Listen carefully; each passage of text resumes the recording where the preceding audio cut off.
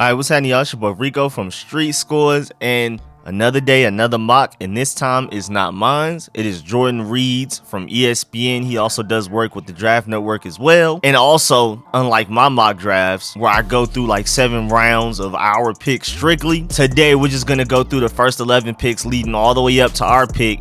And then I want to break down why he chose Kenny Pickett for us. I'm going to read his explanation. Then I'm going to also break down my logic with it as well. And then, of course, we got to talk about some of Kenny Pickett's strengths and weaknesses, his floor and ceiling comps, and what his most realistic comp probably will be. And how far could the Washington Commanders go with Kenny Pickett? Are we immediate Super Bowl contenders? At the very least, immediate playoff contenders? Is he an automatic upgrade over Taylor Heineke day one? Does he have a higher ceiling than people give him credit for? Is his floor as high as people give him credit for? Are his small hands a problem? We're going to talk about all of that and more. But before we dive into all of that, make sure you subscribe to the channel, hit the bell next to the subscription button so you get a notification immediately and every time I release an informative and opinionated video just like this one. If you haven't already noticed, it's a new intro. It's coming up soon, but also make sure you be on the lookout for all of the content coming out. I'm working on the QB series, so we're going to go one video at a time for the QB series. This may technically count as Kenny Pickett's one because I'm going to break down a lot as far as when we can be able to get him in the draft and things like that. This Jordan Reid mock draft, where he does a full 2-round mock draft for all of the NFL, is really just a catalyst for this video. It's not necessarily the main part of the video, so this may technically count as the Kenny Pickett quarterback series. We'll see later on down the line if I want to go further in depth, especially after I watch some more film on him. But without further ado, let's get it.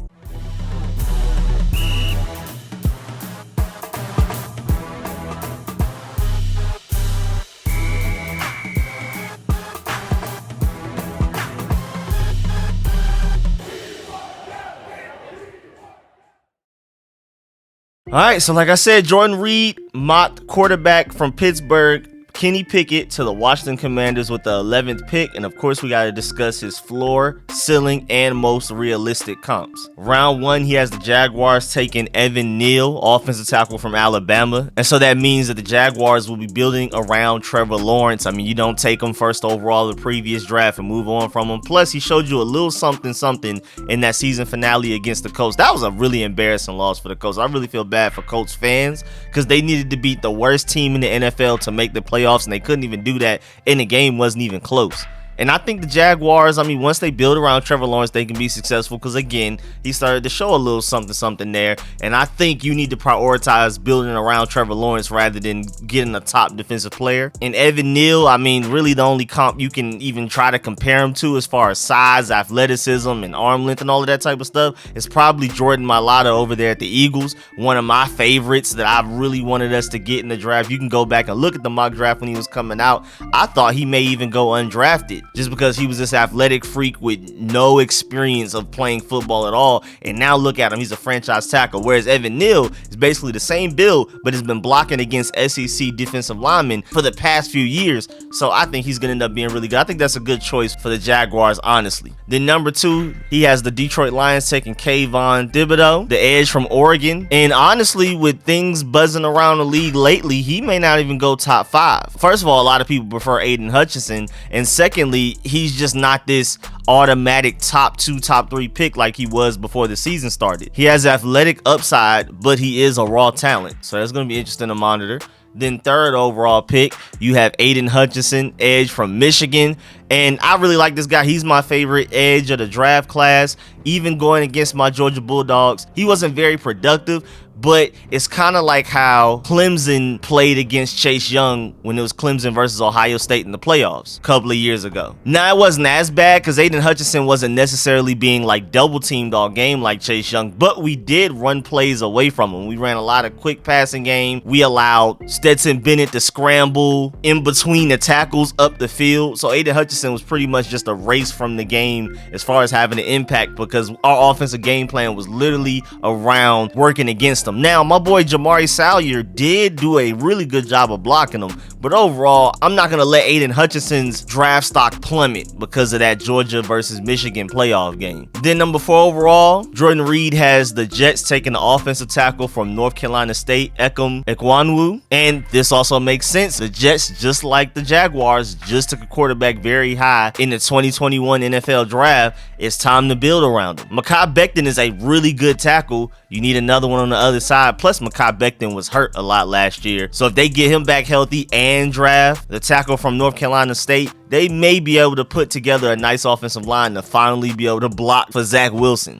And maybe we'll see some progress there. Then number 5 to the Giants, they have them taking the offensive tackle from Mississippi State, Charles Cross. And it looks like they're just going all in to give Daniel Jones one last chance. They're doing everything they can. They got him a lot of weapons the previous draft. They drafted Andrew Thomas, Georgia Bulldog. And then now they're going to go get Charles Cross, another top tier offensive tackle prospect. And as you've noticed, 3 of the top 5 picks have been offensive tackle, and I could definitely see that playing out. Offensive tackle and edge rusher, I can definitely see that. Again, the Giants, thank goodness, are building around Daniel Jones. The sad part about the Giants, though, is that they're actually putting together a really good coaching staff. We'll see if it actually results in anything positive, but at least they don't have a bunch of idiots like they used to. And I think taking an offensive tackle right here is really smart, especially with the defensive lines you got to go against in the NFC East. The Eagles, the Cowboys with Micah Parsons, us, once Chase Young and Montez Sweat get back on point, you got to be able to protect your quarterback. And then even if you don't like Daniel Jones, even if he doesn't work out, now you've put together a really nice offensive line for the quarterback that you will eventually get, whether it be through free agency or the draft. So that makes sense. And then pick 6th overall, quarterback Malik Willis out of Liberty. Of course, by far my favorite quarterback prospect in this draft. I know some people probably clicked on this video, saw us getting Kenny Pickett 11th overall and assumed he had to be QB1, but no, Jordan Reid does have Malik Willis as his QB1 and has the Panthers taking him, even though I think the Panthers will take Kenny Pickett if it's between Malik Willis and Kenny Pickett at 6th overall. First of all, I hear rumors, there's buzz around the NFL in the rumor mill that they do really like Kenny Pickett and they prefer to have a guy that can start sooner rather than later. And if that's the case, then Kenny Pickett is your guy. And then I would be happy about that as a Burgundy and Gold fan, because again, I want Malik Willis. But I can also see throughout this draft process, after the Senior Bowl, with Malik Willis being the best quarterback there, especially in practices, and then Malik Willis potentially killing it at the combine, maybe even killing it at his pro day, I can see Malik Willis possibly being the first quarterback taken, where the Panthers, they want to take Kenny Pickett, they really like Kenny Pickett, but it's just you can't deny the talent of a Malik Willis. So I can see that playing out. Then 7th overall, you have the New York Giants getting safety Kyle Hamilton from Notre Dame, and that would make me very sad because I love him. I feel like he's a generational talent at safety, and those will be 2 really good picks for the Giants right there in the top 7. Then 8, you have the Atlanta Falcons taking Derek Stingley Jr., cornerback from LSU, and I'm actually starting to think that he will not be the first cornerback taken. I mean, Ahmad Sauce Gardner was already my favorite corner in this class. Derek Stingley's just the raw talent with the really high ceiling, and there's rumors around the league right now that Derek Stingley is more than likely not going to be the first cornerback taken. He may not even be the first or second. So we'll see, but this is interesting. The Falcons do need defensive help.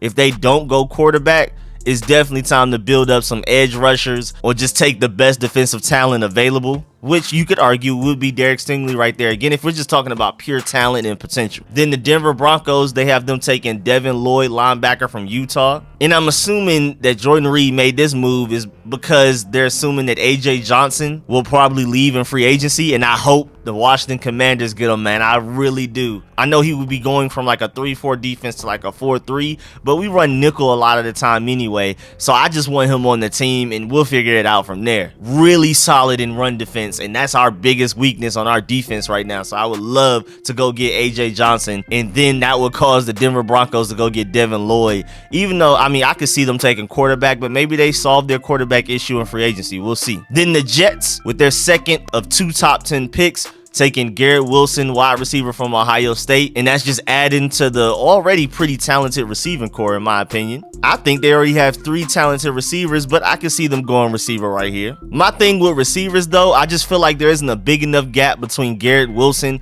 and all of the other receivers, so I prefer to wait until like the 2nd round to get a guy, because I think the guys you take in the 2nd round won't be that much worse than the guy you would draft in the 1st round, especially top 10. So maybe the Jets just fall in love with Garrett Wilson and feel like they need to get him. But me personally, if I'm the Jets with this pick, I'm probably going to top defensive talent. And then you get to our pick, the Washington Commanders. He has us taking quarterback Kenny Pickett from Pittsburgh, and he says that our biggest needs are quarterback, offensive line, and defensive back. I disagree. Quarterback by a mile. I would say safety for sure. Right after that, middle linebacker are easily our top 3. Offensive line really isn't that big of a need. I mean, unless you're assuming that Brandon Sheriff's going to leave in free agency, but there's so many free agency options at guard. You can easily replace them and break glass in case of emergency. Worst case scenario, Wes Schweitzer has to start at right guard full time for us. So I don't think offensive lineman is a big need for us at all. Now, I'm not saying that we shouldn't go attacking the free agency. Again, let Brandon Sheriff walk because he wants quarterback money. He should not be getting quarterback money. You can get another guy like Andrew Norwell, Lincoln Tomlinson, Mark Glanowski, Austin Colbert, Connor Williams. You can get any of these guys and they're going to make way less money than Brandon Sheriff and give you similar production and also probably play more games in a season. So to me, offensive lineman isn't that big of a need. I would still draft some like later in the draft, definitely bring in some undrafted free agents just to see what happens. But don't prioritize offensive linemen like top 3 or 4 rounds. Get one just way later. Draft a high ceiling raw guy just like in the 6th round or something. But to me, it's not one of our top 3 needs at all. So I disagree with that. But I like the Kenny Pickett pick. Again, the only quarterback in this draft class that even moderately excites me is Malik Willis, and I really want him. Kenny Pickett, I would be happy because I do feel like he would be an automatic upgrade over Taylor Heinicke, and that's probably the most important thing. Now, the second most important thing is how far can he take us? Will we be Super Bowl contenders? Will we be immediate playoff contenders? I actually do think so. I think Kenny Pickett, first of all, with his day 1 ready to start ability, even though, I mean, it's kind of hard to say that about quarterbacks now. Technically, anybody can start. Technically, anybody can go out there and make mistakes early on. But if you're talking about the quarterback that you can expect to be the most consistent and make the least mistakes starting out, if you had to start on week 1, Kenny Pickett would be your guy. And I think he's literally a direct upgrade over Taylor Heinicke. I think immediately, and I think he has more upside than people give him credit for, and I think he can end up being way better than Taylor Heinicke down the road. And I like Taylor Heinicke. I like him as a backup. I even like him as a bridge quarterback option if we have to go that way. If we were to take a Malik Willis, even though I prefer to sign a Jameis Winston for very cheap and let Malik Willis learn behind him for a year or 2, I think that would be perfect. But I mean, again, I'm so high on Malik Willis, I could even start him day 1 for various reasons I've already gone through in different videos, different live streams.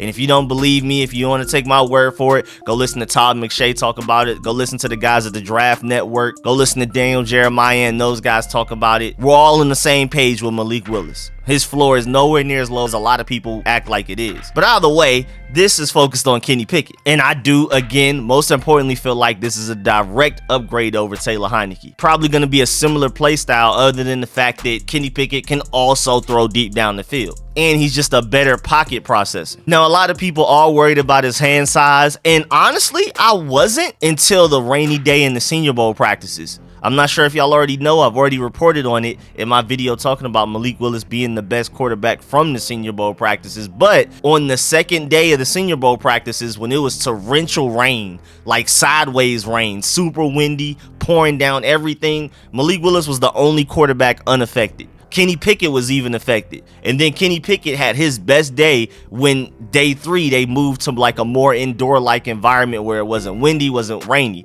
So for me, Kenny Pickett needs to go somewhere with like a dome, honestly. Like that hand size thing doesn't necessarily worry me like fumbles wise, but how accurate he can be with the ball and things like that, I definitely worry about him playing in the severe cold, even though he did play in Pittsburgh this entire time. So I feel like he should be able to overcome that. But when it comes to wind and rain, if he's not in the dome, oh yeah, it might get ugly for him. But that's just one of those things where if you draft him, you just worry about that later and hope it doesn't severely affect him like it did during the Senior Bowl practice week.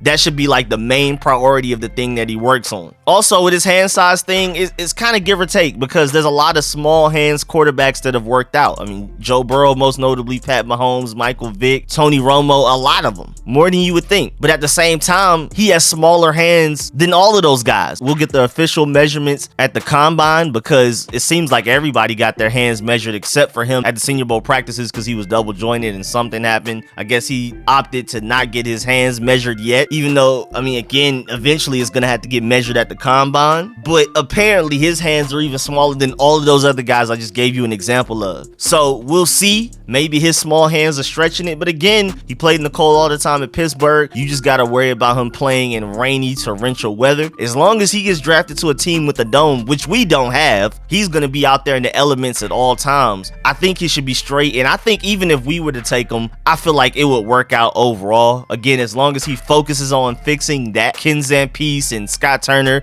they get with him and work on that all of the time. Like literally simulate bad weather. Even if it's warm outside, just put him under a shower rod and have a fan blowing on him and force him to make passes or something. Whatever you got to do. Because again, he didn't have a serious fumbling problem his senior year. He fumbled the ball quite a bit freshman, sophomore, and junior year. But his senior year, I believe he only fumbled the ball like 3-4 times. And that's normally what you worry about the most with small hands quarterbacks. You don't really have to worry about the fumbling. But yeah, man, when they're playing in a non-dome environment while it's raining and windy, I am worried about Kenny Pickett. I'm not gonna lie. And now to his comps, I definitely feel like his floor comp is Andy Dalton. I feel like at worst, he's at least going to give you Andy Dalton. I think his highest ceiling comp is that he could be Joe Burrow. Not very realistic, not very, very possible, but it's definitely not impossible. If you look at Joe Burrow coming out of LSU, you look at Kenny Pickett coming out of Pittsburgh, they have a lot of similar traits. And I would say, really honestly, the only major differences is that Joe Burrow coming out of the draft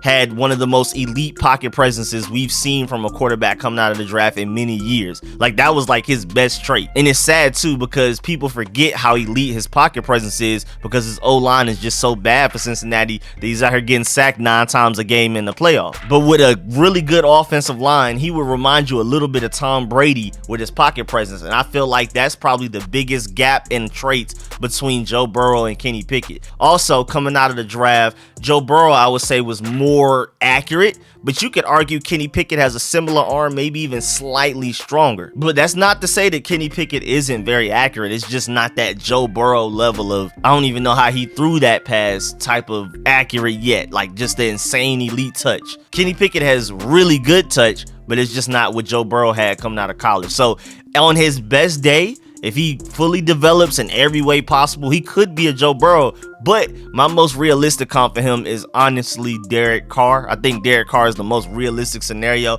And that's a really good quarterback. Derek Carr, I feel like, is fairly underrated. Now, it's not somebody I'm just excited for, but I definitely think that you just plop Derek Carr on this current team. We don't have to trade for him. We don't have to pay him big money. We can pay him a rookie contract. So that still gives us cap space to build around him, extend Terry, go and get A.J. Johnson in free agency, a linebacker, Marcus Williams possibly a free safety, and one of those guards that I already named. I think we're playoff contenders. I feel like we're strong playoff contenders. I feel like we may even win this division, and we may not be necessarily be like dependable Super Bowl contenders, like guys betting on us to win it, but I wouldn't be surprised if we ended up in a Super Bowl with that scenario. So, I mean, I think Kenny Pickett has a really high floor, but I also think he has a nice ceiling to him as well. Higher than what people give him credit for. Again, I'm still more of a Malik Willis guy, but Kenny Pickett isn't just this high floor, low ceiling guy that people try to label him as. So I'd be cool with this pick. I'm just gonna be happy with really any quarterback we get, because like that previous draft, like if we took Kyle Trask or Kellen Mond, I would have been upset. Whereas any of these guys, even the guys I don't like as much, like Sam Howell, Desmond Ridder, pretty much anybody other than Malik Willis, I wouldn't be angry. I prefer Malik Willis, but it wouldn't be like drafting Kyle Trask in the last draft. I could see a scenario where if they go to the right team, any of these quarterbacks can end up being the best quarterback from this draft class and end up being a really good quarterback in general,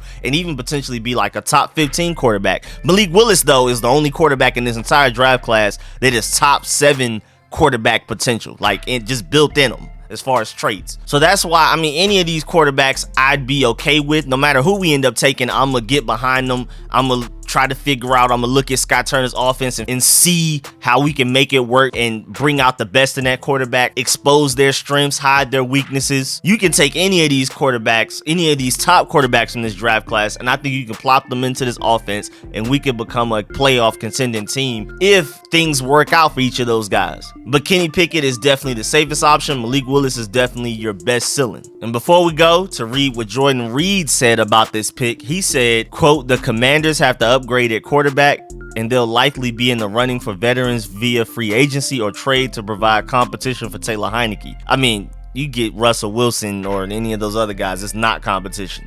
I even think if you get Jameis Winston, it's not competition, but we'll see. In this scenario, they look to the draft to find their long-term answer at the position. Pickett, who started 49 games in college, is ready to step in and play year one. He took a massive leap in 2021, throwing 42 touchdown passes to just 7 interceptions while averaging 8.7 yards per attempt. That's really impressive. And speaking of that too, that's another direct comparison to Joe Burrow. Just a sudden, massive leap in production and efficiency the year that they're going into the draft. Because Joe Burrow had just that amazing, one of the best seasons in college football history right before he went to the draft. Before that season, he was unknown. Ohio State chose Dwayne Haskins over him. And then Kenny Pickett, even though it wasn't as bad, like Kenny Pickett was a decent prospect going into last year's draft. Like, he wasn't just completely out of nowhere like Joe Burrow was, but it was a pretty big leap. But yeah, man, that's the end of this video. Please get in the comment section. Let me know how you feel about everything discussed in this video. Please like this video if you liked it. If you learned anything,